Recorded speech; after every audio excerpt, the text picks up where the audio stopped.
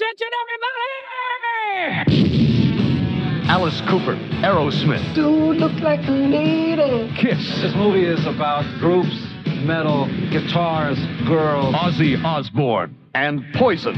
The megastars and the rising stars of metal. I'm going to be a rock star. So I want to be a rock star. Gonna be a rock star. Good luck to them if they're pretty. Wish I would. Welcome to Rock Docs, a podcast about music documentaries brought to you by Treble Media, treblezine.com. Independent, bespoke music writing for over 20 years, so go check them out. They're very cool. And I'm Dave Lizerbram, here with my co-host, Andrew Keatts. And we are here for the rare third appearance on Rock Docs. Ian Grant, say hi. What's up? Sorry for the shitty audio quality. I'm not at the regular old Jokermen rig tonight, but it's metal of me. How about that? To be exactly. It's super metal. Yeah. Jokermen HQ is getting some work done, and I don't know. Anyway, so yeah, we're here to talk about if LeBron is going to trade it. Oh wait, that's every other podcast I'm listening to. Yes. Is LeBron getting traded? I don't know. It seems strange. Cooper flag? I don't know. No, I don't think so. It's he's on an expiring deal at this point, so he's basically got a tacit no trade clause, and I don't think anyone's got the salary. Well, I mean, whoever has a salary to trade for him wouldn't actually want. This is this an NBA podcast? It could be. Yeah. It could be. All right. Speaking of great things happening in Los Angeles, we are here to talk about the decline of Western civilization, Part 2, the Metal Years. You may remember Ian joined us for Part 1, and now several years have gone by. Music has improved, and here we are. Right? Cool. That's the summary of this one. Yeah. 1988. Yeah. 1988, directed by again Penelope Spheris, and I'm going to kind of guess, Ian, that this is going to be one of the episodes where our guest has the least amount of direct contact with the music in question. I don't know exactly how much direct contact you two are going to have with it, but I can certainly say for myself that this is I'm a bit out of my depth on this one. I thought about trying to familiarize myself with more of the music contained and more of the artists contained in here, but then I realized A, it was a fool's errand because I'm starting from square one on all this, and B, I'm happy to play the straight man for once instead of being the one who's going to come and spiel all about X and all that shit. So it's I think it's more connection to Los Angeles, the Los Angeles scene, obviously the Penelope Spheris films, and less so the subject of the film. But it sounds like you two are maybe a little more dialed in than I am. I don't know about that, Andrew. No, I this is not in my wheelhouse. Not something I know a lot about. I have to say, I almost feel guilty about it. Like when I listen to this stuff, I just can't find it. I just can't hear what it is that a fan would hear. Not even, and I just I wish I had it in me to be a little bit more charitable. But if you recall, we did the episode on Randy Rhoads. I do like Randy Rhoads. That's about as close in this world as I get to. Although I should interrupt myself to say that it feels to me, at least as an outsider, that there's like at least 4 different groups of musicians contained in this movie. Okay. Yeah. Sure. Yeah. Like Megadeth and Aerosmith and Ozzy, like don't straight up fit with like Wasp to me. Okay. Hold on. I don't know. Yeah. Sorry, I got a weird sound there. Okay. It was a keyboard sound. It was fine. Yeah. Sorry. Yeah. No, it was just like okay. So I don't know. Did that ever, when you watched this, was there any part of you that thought, oh, interesting putting these musicians together, or does that all totally check the smell test to you? Well, I think I just have to start owning up at this point. Yeah. Okay. So you're already on the record as a big Rat fan. I know that you love Rat. Rat is great. Like Rat. Not a lot of Rat. That's the I think a Rat is an underrated.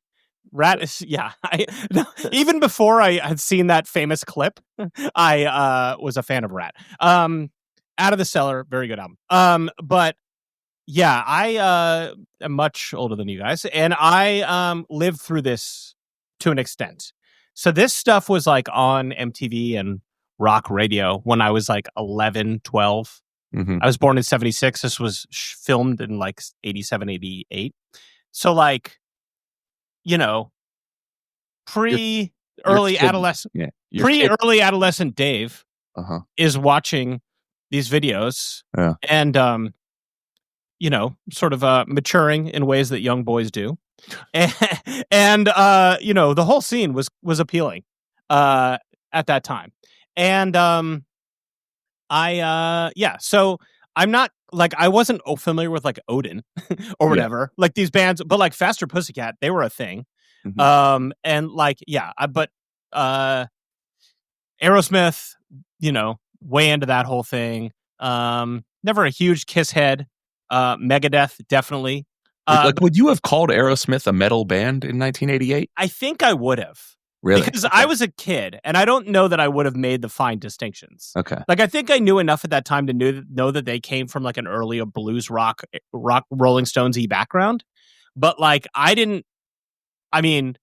was watching Poison and Warrant videos, and then you would see, Love in an Elevator, and I don't know that I knew they were older, but I didn't like necessarily. You weren't like, what? Yeah, what is this doing here? I wasn't like, this is totally incongruous. Yeah. So I was a sort of early teenage headbanger, and so I will not say that I put this music on or have deliberately listened to most of the music, with a few exceptions, most of the music in this genre in the last 25, 30 years. But there was, a time when I was rocking my Motley Crue tapes, and that was my thing. So there you go. So maybe I'm going to be the voice of whatever experience. I could see this being, appealing to it sounded like you were 12, 13 when 11, 12, 13. Yeah, when this was, right. Sort of middle school age boy going through puberty and kind of starting to figure out what's going on in the world, maybe seeing some cool macho. I guess that's a question to ponder, is how macho these guys actually are. The movie poses that question. Exactly. I could see this. I could see absolutely being, locking onto this when you're in that age range and being like, yeah, this rocks. Yeah. So to kind of answer your question, Andy, like watching this movie, there are times when I'm like, this is the worst music of all time. Like, why am I doing any of this? Like, why am I watching this? And there are moments where I'm like, yeah, I remember being into this. You know what I mean? And like, some of the bands are better than others. We could, I guess, go through that. But yeah, I'm more able to find that place than you are, I think, is what I'm saying. Yeah, fair enough. Well, what about this movie as a sequel? Its relation to its predecessor, the History of Western Civilization Part 1, or the Decline of Western Civilization Part 1. How does it fit to you? How do those two movies fit together to you, Ian? It's an interesting follow-up, certainly, because I think it's like 7-8 years after Decline 1, which I think came out 81 and was shot in 80, if not 79. So, I mean, clearly she wouldn't have. It's not like Penelope Spheris, had in mind to be making Decline 2 when she made Decline 1. Circumstances, I would assume, just sort of conspired to put her in a position to decide to make this somewhere down the line. I think it's a fascinating kind of approach, and frankly, probably the most interesting way she could have continued this quote unquote series, if you want to think about it, because by 88 or 87, whatever, when this movie's being filmed and released, that early 80s Los Angeles punk scene is kind of done at that point. Bands are still continuing, but I think the energy's kind of moved elsewhere. X is kind of run its course for the most part. Black Flag is kind of way off doing their Henry Rollins shit. A lot of the energy is moved elsewhere in the punk rock scene. It's much more about, hardcore type stuff and straight edge type shit in other places than it is in Los Angeles. And so, if she were trying to just like revisit the same bands some number of years down the line, I don't know that there would have been much of a story to tell, but taking as her focus not the bands that she was looking at there, but rather the city and whatever the current kind of defining, most interesting musical scene was in that area, whether or not you think it's, the music that you're thrilled by. I find that a really compelling choice, frankly, because it's unexpected, and certainly as someone who is not interested in this music as music, I'm interested in the movie because of the movie that I saw initially, and I was interested in that first movie because of the music, so it's sort of like a backdoor way to get me into this, if that makes sense. Totally. Yeah, that makes sense. I look, I mean, this movie clearly is, it's in the same cinematic universe as the first movie. So, you have a lot of the same tropes, the structure is very similar. You've got the artists up front on stage reading the disclaimer to the audience, Classic bit. and making a bit of a hash of it. And then you've got a bunch of bands of relative levels of renown performing in the same club environment. You've got the interviews with the musicians, some bigger, some smaller, some up and coming, and then fans, and sort of exploring some of the same themes, but in a first as tragedy, second time as farce, or something like that kind of context. Yeah. Well, and I mean, the thing that really carries for is just like the sociological interest, like just her in her desire to explore what is happening in this world. The bands, it's like they're not that analogous. Like Aerosmith is way more famous than anyone. Sure. Feature, if right. So she, I think, just allows herself to not get hung up on what would be a parallel approach to the second one, and rather chooses the format that makes most sense for this topic. And then it goes crazy. And by the third one, where it's like she's so committed to letting the story tell, doing the version of the story that most fits, that she sort of goes and does something totally different by the third. Yeah, I mean, I think what's fascinating to me in this one is the first movie, Decline 1, is there's a haves and have-nots, kind of split there, but it's more along the lines of like, who has the sort of critical legitimacy, or like, kind of the quote unquote, kind of imprimatur of an artist. X obviously being, kind of the top choice there, and someone like, Fear, for instance, maybe a little bit less so. The Germs, somewhere in between. And then this film, I think that haves and have-nots aspect is absolutely here as well, but it's much more about the commercial success. And I guess maybe I'm saying that because I don't really have a great sense for which of these bands are more critically respected than the other ones that are included here. But like, you absolutely get the sense that like, Aerosmith, Tyler and, Steven Tyler and Joe Perry and stuff, or Kiss, Gene Simmons and Paul Stanley, like they have made it, and like this has worked for them, and they are at the top of the heap here. And then you've also got all of these other artists and acts, kind of squabbling amongst themselves. There's that great montage in the middle of the film where they're talking about like the flyers, right? And everyone's like, they gotta scrounge up $10 to go to Kinko's to print up a bunch of flyers to hand out outside of a gig that everyone's just gonna immediately throw on the ground. It's like there's a real sense of again, like I said, instead of the critical, kind of dichotomy between some of the bands, it's some people have made it in the scene, but a lot of them have not. Yeah. Yeah. You also have the kind of, basically what you have is the previous generation of people who made it, right? So you have the like elders of the scene talking in this. You've got Lemmy, who's sort of like almost a narrator in a weird way.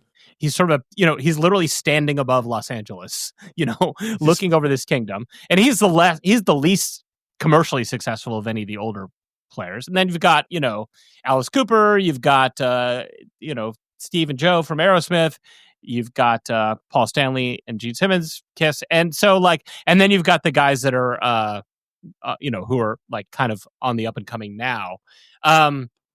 So yeah, I mean, in terms of critical, it's hard for me to remember or to place myself like where, if any of these bands had any kind of critical appreciation at the time, because I feel like now, people respect Motorhead for what they did. Totally.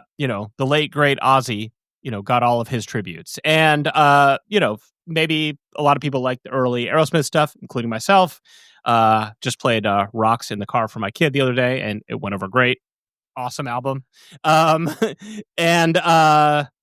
So I think nowadays a lot of those, but I mean the bands that are primarily appearing on stage in the movie never got that.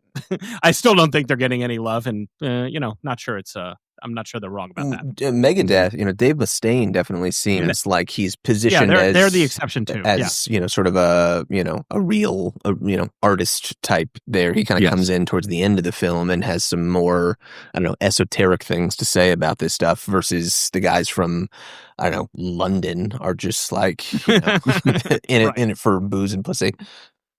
Yeah. I mean, skipping to the end, I will say that after watching all these bands, ply their trade on the, whatever, Gazars or whatever club they're at, or the cat house, or whatever.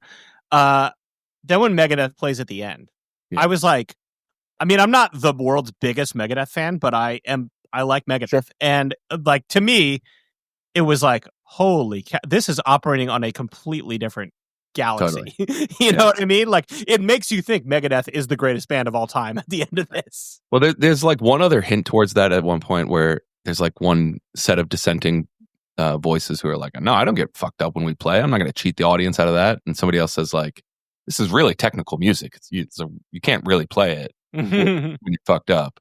And then you see Megadeth do it. The rest of the time, you're like, it's like these guys are not even talking about music. Like they're right. they're like it's completely secondary to what they're doing. But I did read that that last scene, the end of that movie, at the end of this movie, that was not supposed to be Mustaine and Megadeth. That was supposed to be Guns N' Roses, and Guns N' Roses just didn't show up.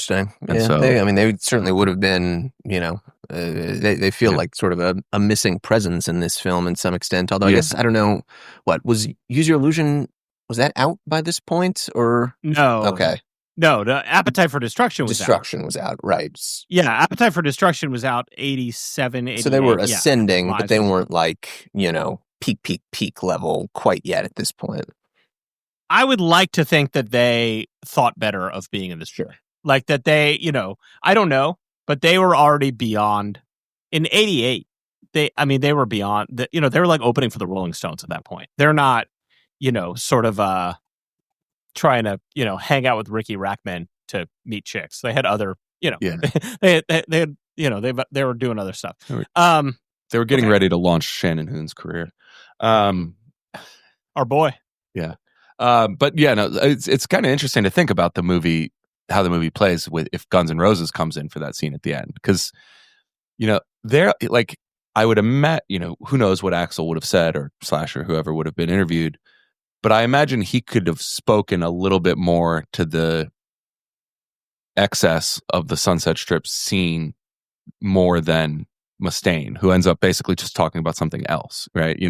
He comes across as like practically a philosopher compared to the like the hot tub interviews, Sure. And so I wonder, it kind of seems like you could see that was the screenplay, like it probably fits together a little bit better with Guns N' Roses in there and Axl than capping off with Megadeth. Not that I don't love the Megadeth scene, don't get me wrong. Megadeth are sort of only marginally part of the scene, really. Right. That's what I mean when I say like a lot of these bands are like, they're certainly metal, but like, I mean, they came out. I mean, Dave Mustaine was in Metallica. They came out of the thrash scene. This is the next generation after that. Yeah. So anyway, that's. I mean, maybe if you didn't live through that, it's like making fine distinctions. But at the time, that was like these crews at the high school were not hanging out, or junior high, as it were. Yeah. So I mean, in terms of like which of these bands had some critical acclaim, I was I was trying to read up after the. We're not going through this chronologically. Does it seem who okay? cares? Does this the chronologic doesn't? It's not really a story that way. But so the standout scene to me, the scene that really makes everything go, or that certainly makes you stop, is Chris Holmes in the pool. Oh yeah, Oh yeah, that's what I remember about this movie. brutal stuff. I mean, it's truly really dark. I mean, it's really dark. It gets you right down to like. It's such a long cut, and there's portions where he like stops talking and like seems to be just very sad, and she just leaves all that silence in there. But I looked into that, and not only was Chris Holmes and Wasp considered sort of a pretty appreciated band of their time, they are there. It was discussed often that this scene may have basically been the nail in the coffin for them. That it made them seem unserious, and it was sort of killed a lot of momentum for the band. Interesting. Didn't know that. I mean, that scene is. Now you look back on it, and it's Wasp you're like, stopped how did this song. guy survive? Right. I mean, how did this guy survive? Also, I mean, probably worth asking whether it's like, I'm sure she had a conversation about whether she could use this, right? I don't know. You're the journalist. What are the ethics about interviewing somebody who's like drinking like a handle of vodka in his pool? I mean, when the subject matter of the film is, hey, we're talking about how you guys drink and party so much in this scene, I think it would be hard to be like, well, we can't include any footage of somebody drinking, but he's not having a beer. He is very much not having. He's having it. Yeah. Although she said that the first half of the bottle was vodka, and then by the end of the scene, he was filling that up with pool. Well, that's probably for the best. that does raise a question, I think, that comes to mind with the film, and presents itself in Decline 1 and also in Decline 3.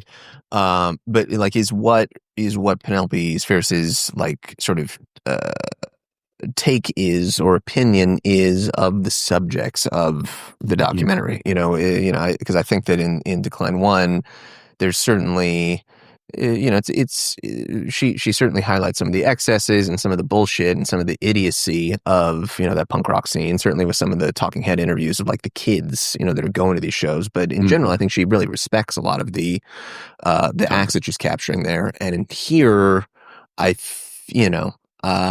It seems a little more contentious, her relationship to the people that she's documenting.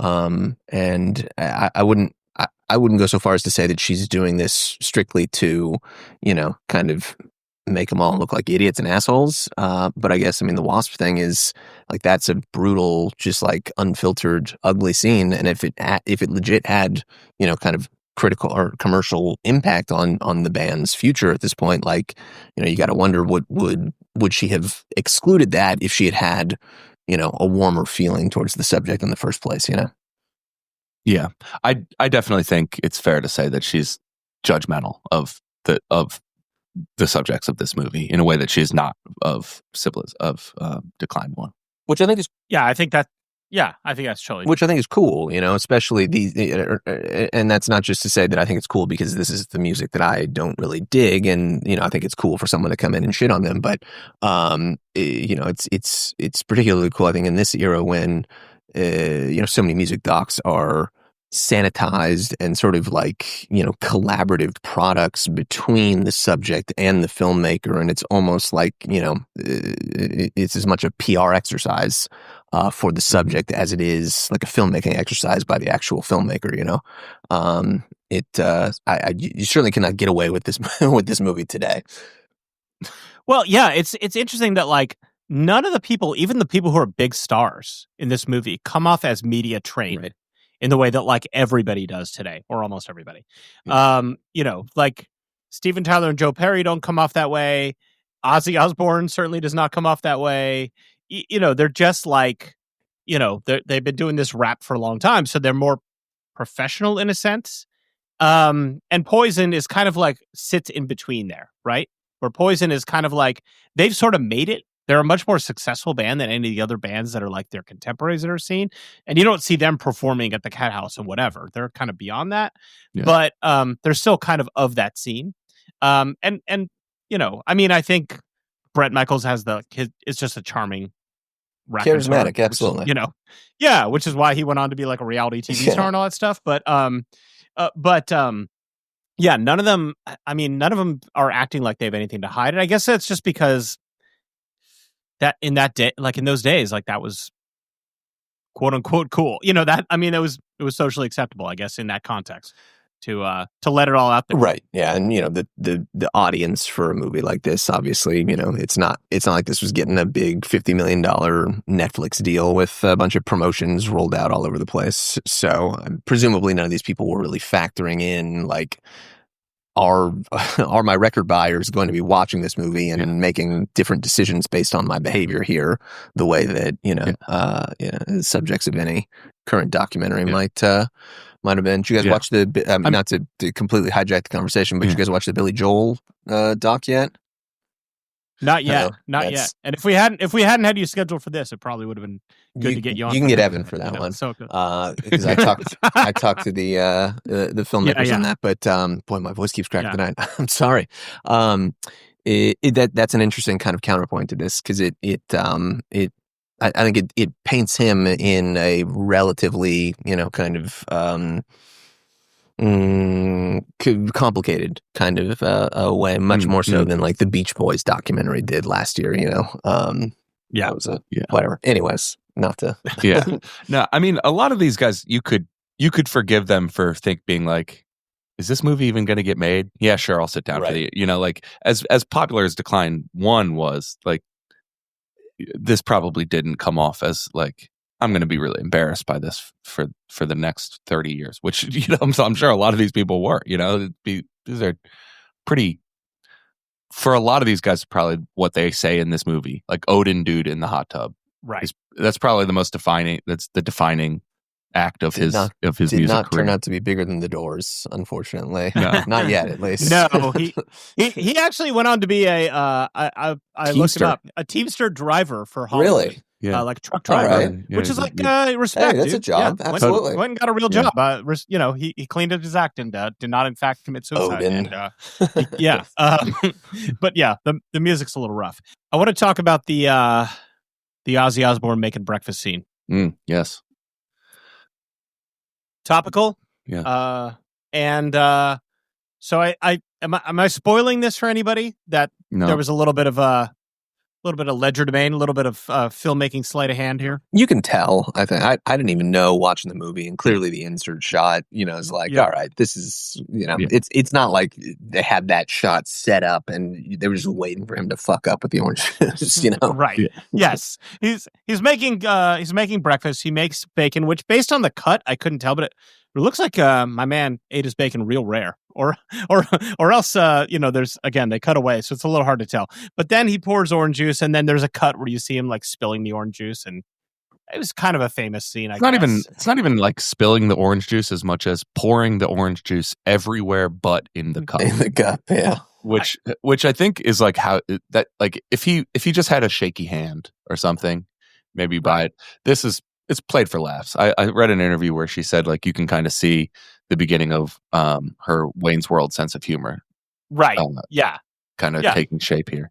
Yeah, exactly. That makes sense. I mean, it's like as if I gave my 8-year-old a 2-gallon jug of orange juice and asked him to pour it. That's basically how this would go. That would go. But it's a little I don't know. I mean, you can't criticize that. Having a little fun with it. Nah, I think it's fine. He was fine with it. She was fine with it. I don't. Yeah, I'm not going to clutch pearls about it. Certainly not the most objectionable thing that appears in one of these movies, and frankly, Ozzy comes off really well to me. Totally. He comes across to us as like smart and with it. And exactly. Like totally funny. Cogent and like, kind of, like in on the joke and like aware of things and like really thoughtful. Yeah. Like it was, I think totally just a fun little kind of note to slip in there. Mm-hmm. Yeah. Yeah. I mean, I think, as always, Ozzy, is a little bit more than he appears. Yeah, he was always just willing to have fun with his image in a way, and to not take himself seriously in a context where, like, you know, I don't know, like where you're supposed to appear like this macho dude. He just never cared about that, Right. Yeah. And No, it comes off, and like he comes off so much better than like Gene and Paul. Yeah, I mean, he's actually funny. I mean, he's actually funny in this. We should say that Penelope Spheris filmed an entire documentary with Sharon and Ozzy. I guess sounds like, just based on the list of bands that I read an interview with her talking about, it sounds like it was like early 2000s Ozfest, maybe. Yeah, it was an Ozfest thing. Yeah, I haven't seen it. No one has. It's never been released. Well, that's why I haven't seen it. I've been trying, but no. It's called "We Sold Our Souls for Rock and Roll," and apparently Sharon didn't or couldn't get all of the music cleared, and so the movie just never came out. And Penelope Spheris says it's the best thing she's ever done, and she hopes that it comes out one day. Yeah, maybe now, under the circumstances, strike while they're on shot. I mean, like, I also don't really know a whole lot about Sabbath. Obviously, I've seen, just tons and tons of outpourings of appreciation for Ozzy since he passed, I think just last week, as we speak here at least. But it doesn't really strike me like that they have like a whole lot. Like, I think of all the bands that are featured in this, they seem to have maybe the least connection to what's going on on the Sunset Strip in the 1980s. I think of Sabbath as more connected to, like, I don't know, Zeppelin than I do to Poison or something, right? Well, this is like years and years after he's left Sabbath. And Sabbath Sabbath was like a different thing, like from the Ozzy solo stuff that came out in the early 80s that like is much more related to this kind of scene. Yeah, I mean, like Randy Rhoads was an LA guitarist on this scene, but when he hooked up with Ozzy, and he lived in LA, Ozzy, and like he was kind of, I mean, like I saw him. I mean, this was let's see, when was the movie film? 80. So this is probably 10 years later. I saw him like 2 a.m. at a Jerry's Deli bathroom. Yeah, great. So there you go. Seeing Ozzy in the 90s was just an LA, check that off the list. I mean, his set, the Blizzard of Oz, Diary of a Madman, that kind of stuff was totally it was much more related to this kind of music. And then, like, I mean, even 89, the No More Tears album, which was like right around this time, he was collaborating with Lemmy. Lemmy wrote some of the lyrics for Mama, I'm Coming Home. So, it all kind of ties together here. Sure. Yeah. I mean, so there's one of the things I like that she does, that she shows like she's a good filmmaker, and often a better filmmaker than a lot of the people who make some of the movies we talk about here, is her creativity with every different interview set. Like this isn't we took 14 people into this soundstage and we have 14 different interviews that all look basically the same. She's got like a whole, like a trading card, creation for each of these different people. So Ozzy's in a kitchen that, by the way, is not his kitchen. That was staged. Yeah, it was staged. Although he says it did remind him of his and Sharon's kitchen. We've got Gene Simmons in the store with some very, very staged asides towards women who are shopping by him, which kind of pretty goofy, honestly. Real wolf eyes kind of thing happening. Yeah, we've got who's the dude who is in the bed and there's the overhead camera shot? Paul Stanley. Paul Stanley. Oh, that's Paul Stanley. Yeah. That's iconic. That's fantastic. And the blonde has to, for God knows how long, just stare at him the whole time, unmoving. She's like she's posed, just like wrapped in him and just staring in his face for Lord knows how long he was talking, giving this interview. So there's that one, and then Alice at the gallows, right, on stage, like talking before a show. Yeah, the Odin guys in the bathtub. So Lemmy standing on top of the, looks like the Hollywood sign or something like that. The guys driving around LA and yes. Yeah, in the who convertible. had like just arrived to LA to Yeah. Right. sign their contract like a day before or something. Right. Do people still go to LA to like make it? I mean, like, does somebody like step off the bus, like, you know, Axel in the Welcome to the Jungle video? Like, I guess that must still be a thing. Like, there's still enough of Hollywood happening in LA to, like, if you're growing up wherever, that's your dream to go to Hollywood? Or is it just like, I'm going to hold up my phone and I'm going to make it on TikTok? Yeah, I would assume that it's probably more about. I think people still do go there, but it's more about just being in the right place to do hype house stuff and YouTube video podcasting and less turn it into the next heavy metal rock star.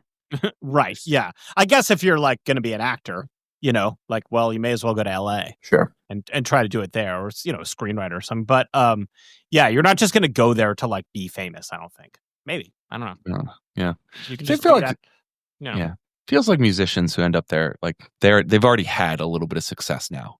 It's like maybe you're once you've put out a couple self-produced bedrooms things, maybe you sign a deal and you go to LA. I mean, there's no scene anymore there. I mean, there may be scenes that are happening that I'm not aware of. Well, it's just that there are still record studios and managers and venues, less that there is a scene,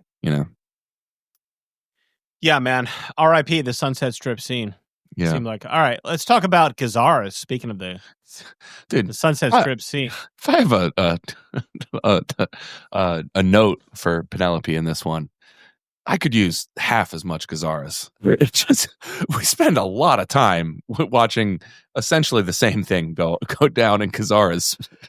Yeah, I think it's actually Gazzari's. I missed Gazzari's. Yeah, I misspoke. Yeah, yeah, not Ben Gazzara. Right. Yes.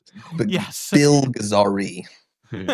Yes, not famed semi-improv actor Ben Gazzara, but yeah, Bill Gazzari. What does he call himself? The something of rock and roll. He's like this old guy in a suit and a fedora, like chomping a cigar, leering at these 18-year-old. He keeps saying 18-year-olds, just so just so the cops know that he's on the up and up. And I mean, I looked it up. I'm 49. He's like 61 or something in this movie. He seems 100. Yeah, he seems like 40 years older. And I'm like, I mean, I know it's a different time and I'm, not living his lifestyle, but boy. So he's the impresario of this club, which I guess is like a rock club. And he's like has this kind of Borscht Belty Jewish or maybe he's Italian, but he has that kind of accent. And you basically see him talking about the girls and the people partying and listening to the rock and roll, and then you see an extended dance competition, which is just definitely the roughest part of the movie, I would say, other than some of the performances. Is like wow, like a few shots of this would have been enough. Yeah, it's just a lot. It's not even because I'm a prude. I'm just like, all right, I get it. I know exactly what these women look like. You see their ass. I got it. It's fine. Let's get and there's a lot of. It's not that interesting. It's not that interesting, and it doesn't. I don't know. I mean, I don't.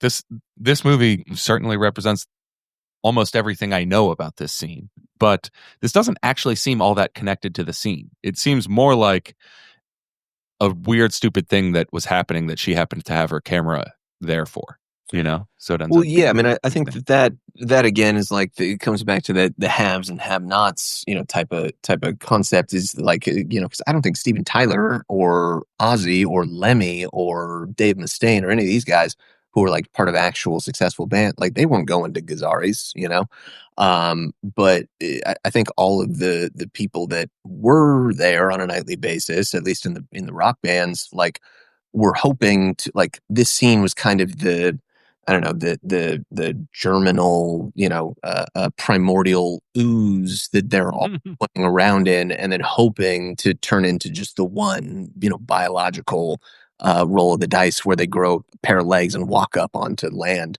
and turn into, an actual successful band at that point. So it's almost as if like the Kiss, interviews and the Ozzy interviews and the successful band interviews exist as like a counterpoint to everyone else that actually exists in this scene. Like they're trying to get out of it, like they're trying to use the scene to leverage it to get out of it and beyond it, if that makes sense.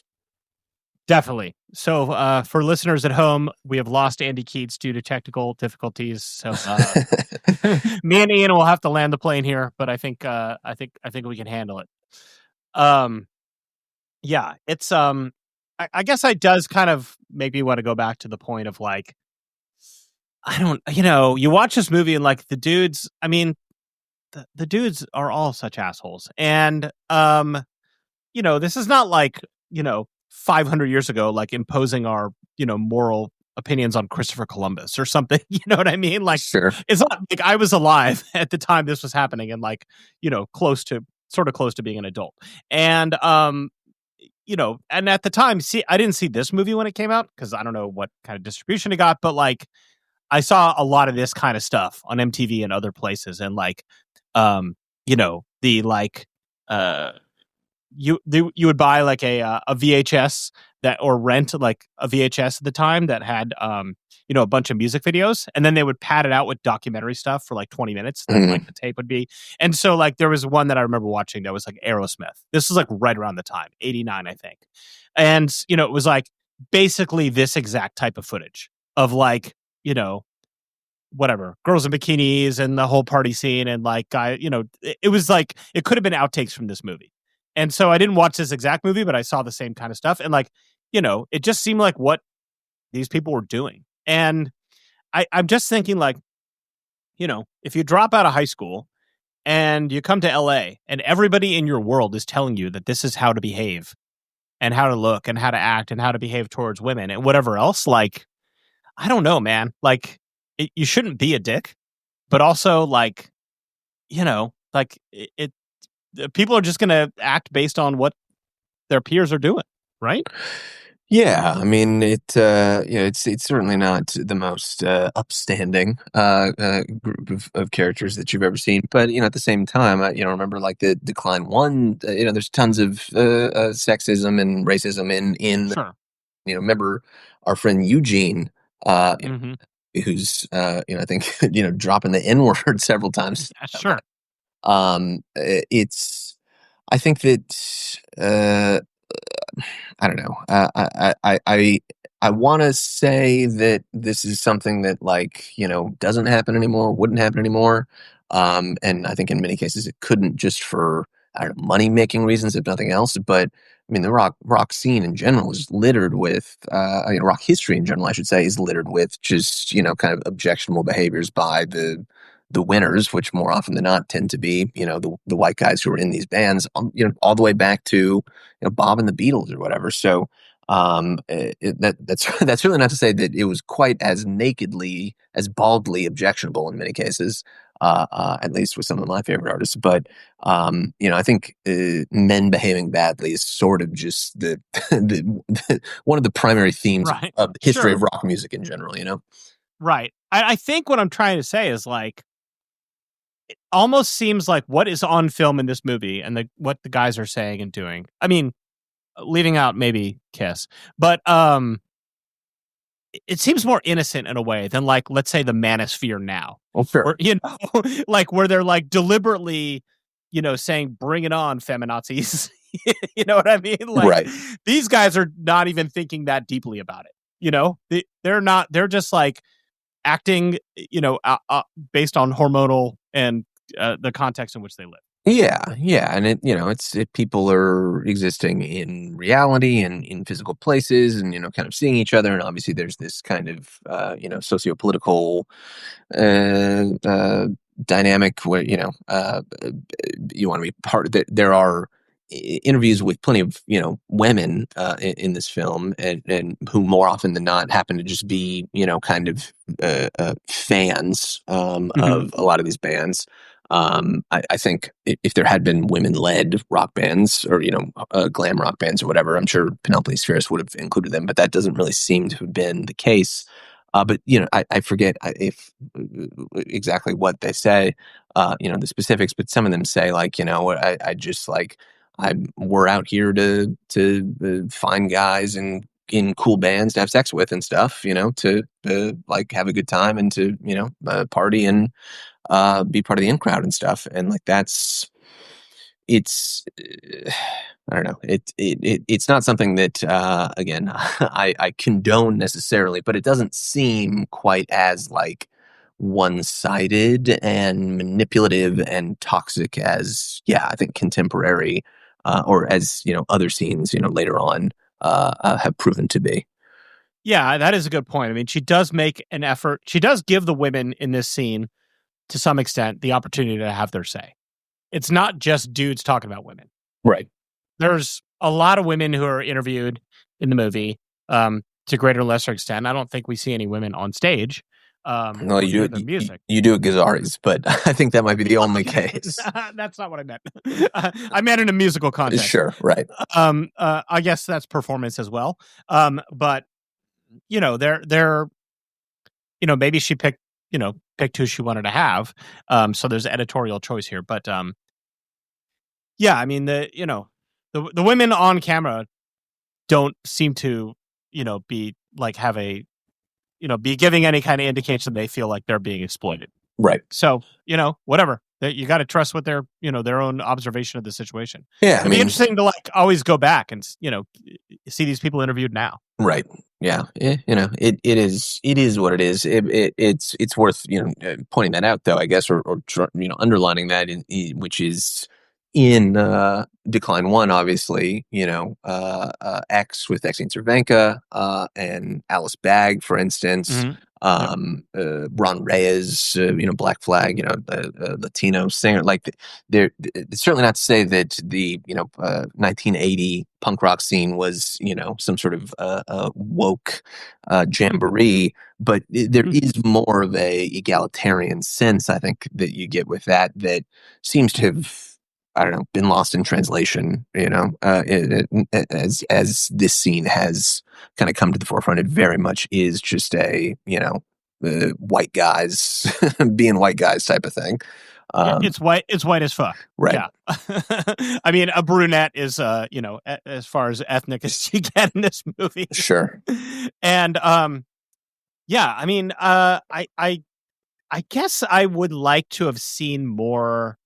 There's a lot of interviews with fans, and there's a little bit of like walking the street handing out flyers.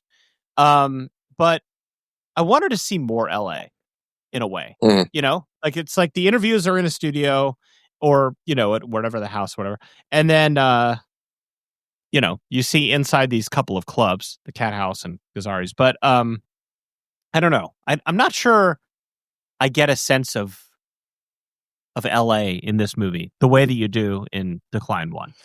Yeah, and I think that would again go back to the concept that like they're I mean, Decline 1 is even kind of staged, to some extent. Those shows that she was filming were shows that were staged specifically for the documentary. It's not like she was a fly on the wall at like a random show at the Mask, on any Friday night or whatever. But I do think that was an ecosystem where those people knew each other and shared bills with each other and kind of lived with each other, hung out with each other, whatever. And you don't really get the sense of that here. Again, the Lemmys and the Ozzies and the Steven Tylers are not hanging out with the Odins and the London and Faster Pussycat. Yeah, exactly.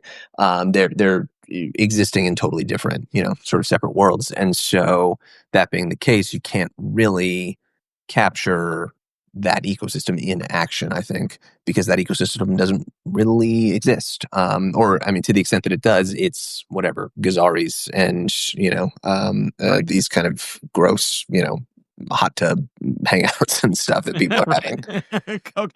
Rarely cleaned hot tubs. Right, exactly. Yeah, I mean, you don't really get a sense that these bands hang out with each other even. Even the bands that are like contemporaries, like on their way up, like they're not shouting each other out. They're not like, it just seems like they're all in a very, it just in competition with each other, I guess, is the sense that I get. Yeah, absolutely. Yeah. Crabs in a bucket type shit. And it, I think it's also, I don't know, it's very, like affected. I think I said earlier. Like I think again to use the punk rock stuff as a counterpoint, like that seems so natural.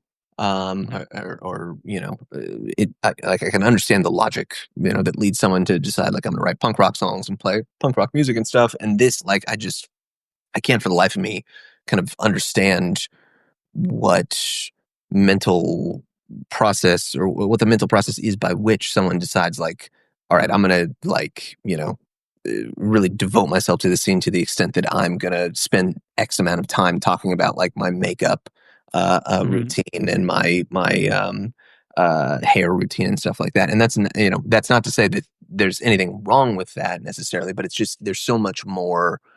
It's about so much more than just the music, at a certain point. And so I think that the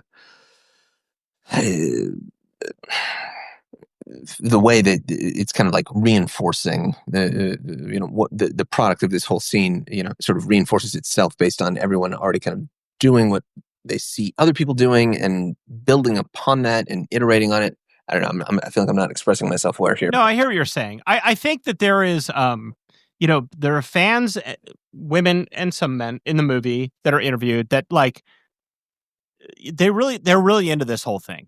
And, for the guys who dress up, like they wouldn't say it's part of their gender expression, but they're expressing something. Yeah. It's a countercultural expression of some sort. Certainly, yeah. But for the bands, it is like, they can't wait to get the fuck out of there. Right. And even the like dressing up is a means to an end. It's like, this is what's cool. Chicks dig this, so I'm going to do it. And if it was, whatever, wearing a cowboy hat, we would do that. You know what I mean? Like, they seem like they don't really care other than like, it's purely a mercenary thing. And whereas in the punk scene, at least there's a pretense of, the audience and the performers are peers in a sense. Right. Yeah. I guess what I'm saying is like, just to express myself a little bit better, like you really gotta like invest yourself in this scene and learn the rules and, kind of understand the ecosystem in which you exist, as opposed to the punk scene where you could just wake up one morning and decide, hey, I'm going to write a punk rock song and start playing guitar loud. In this case, like there's a lot of complicated shit that it almost strikes me as bearing more resemblance to something today along the lines of like, I don't know, like anime conventions and stuff, the way that people dress up as their favorite anime characters and go to these anime conventions and, as opposed to, I think it has just as much of that in it as it does, the punk rock, it's about the music type of thing. I hear you. I literally was at San Diego Comic-Con yesterday. So there you go. I feel you. There's a lot of people who are dressed up as things I do not know. Right. And I'm like, wow, you have a lot of friends who all are dressed up in the same thing. And that is awesome. It's not my scene, but cool. Yeah, I don't know. What do you think about the gender expression element of it? I was, impressed with a lot of what the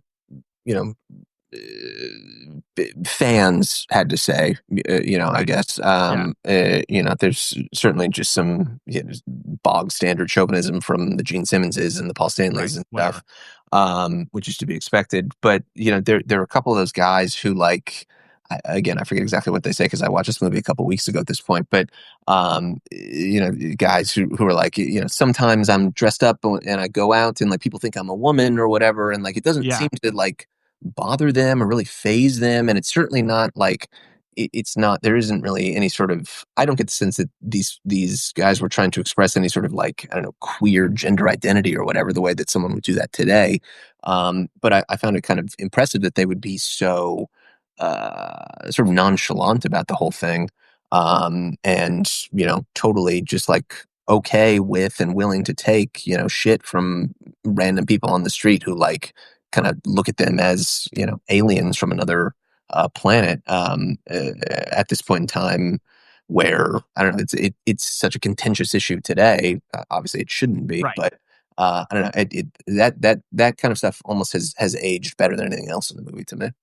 Absolutely. There's two that jump out at me. One is like a guy who I think is mainly just a fan. I don't know that he's identified as a musician, but he talks about like, how like when his parents were driving him to school, like he would like hide his makeup and his like rock and roll clothes in his backpack. Right. Yeah. And like, as soon as he like got around the corner, from where his parents dropped him off, like he would quickly put his makeup on and that thing. And then there's another guy who, a little bit maybe closer to the Kiss side of the thing, but he basically says like, well, girls like putting my makeup on and I let them do it and it's cool and I get kind of turned on by it, and like it's a little bit more open, and it's so weird to see that in what is in some senses such a conservative context. Like it's so compared to now. Sure. Right? Like, you just do not see that. You would not like, I feel like the conservative of today might listen to this music and say, this music rocks. Right. But the idea of like, the makeup and hair side of it is repellent. So yeah, which again, I think kind of comes back to this concept of like, you really got to be in like, if you're one of these fans who's actually going to these club shows on any given night, like you really got to be in the scene, aware of who's who, what you're supposed to do, what you aren't supposed to do, and, kind of how to present yourself. Because it's, clearly it's not something you just naturally wake up and decide like, this is how how I want to look, absent any other sort of influence from other people I see or other bands that I'm interested in. At the same time, of course, I do get the sense that like, Lemmy or Dave Mustaine or something would look at some of these guys and be like, what's your fucking problem, buddy? Yeah. No, Lemmy and Dave Mustaine are not playing that game. They're in a different scene. But yeah, man, it's I mean, I don't know. The music makes the movie a little bit more of a tough hang than I remember. Yeah. Like you can kind of skip the musical performances and the movie and maybe the the dance off. And you have like, 50 minutes of a really good documentary. Yeah, I mean, I think it's definitely enjoyable as like an anthropological document as opposed to like a concert film, and it is both of those things, but it is a little bit in tension with itself, I think, because I do wonder, the people who are going to enjoy this movie as a concert film, will they enjoy everything else that's in it? And then the people that are going to enjoy everything else that's in it, which, sounds like, it is us, obviously, are we going to enjoy the concert film footage? And I think the answer is maybe a little bit less so. So but that's interesting, is the willingness to still make that movie. It doesn't kind of fit together. The pieces of this film don't kind of snap together quite as seamlessly as the pieces in Decline 1 do. Yeah, and I think, this movie was not like really a commercial success very much. I mean, like it seems like it made less money than its budget, at least theatrically, and maybe it played on MTV and stuff like that. But I for a long time it was out of print. You couldn't find it. Now it's streaming everywhere. But like I remember when it was like maybe 15, 20 years ago, I remember it being like leaked on YouTube and it was like, oh shit, I can see this now. Sure. I'd heard about it for years. Like Heavy Metal Parking Lot. It was like one of those things, you got to see this. So maybe that tension is kind of explains why it didn't quite land at first and took some time to find its reputation. But yeah, man, it's there's a lot of good stuff in this one. I don't know. The first one is its own thing, but it, she's a very canny filmmaker. Yeah, no, she's absolutely, is great at what she does, and I'm glad that she, revisited the concept with this, and I think certainly into Decline 3, which is kind of the most bleak and depressing entry of all of these. It makes a really interesting kind of triptych over the course of whatever it is, 15, 20 years, really, of music in Los Angeles. All right. Final thoughts on your beloved 80s hair metal? Probably not in the cards for any Jokermen series coming up anytime soon, but maybe if we exhaust all the other options, we'll Aerosmith season at some point. Okay, Aerosmith I could see maybe more so than like Faster Pussycat. Yeah, probably. Yeah, the Odin season probably not not forthcoming anytime soon. Sorry to disappoint. If you want somebody to come on and talk about Aerosmith rocks, that album is just all Killer No Filler. So when that happens, hit me up. I'll keep it in mind. All right, bud. Thanks for coming on. I appreciate it. Sorry we lost Andy, but thoughts and prayers. And anyway, thank you all for listening to Rock Docs. To be a rock and roll star is the greatest thing in the world. Then you got things like divorces, management rip-offs, fatigue, drugs. Rock and roll. Why do they do it? I'm in it for the money. A headbanger is someone that drives by in their car and goes, Melody! How do they make a living? I'm a professional musician. I don't work. I can't stand work. We don't work. We play music. We are not role models for your life. And why do they get all the girls? Because they have good music and really, they're good looking. And what about the groupies? I like to call them the fleas and ticks of rock and roll. But what do they really want to be? I would say happy. I'm a happy camper. The Decline of Western Civilization Part 2. The Metal Years. Better than sex, better than anything in the world you could ever do.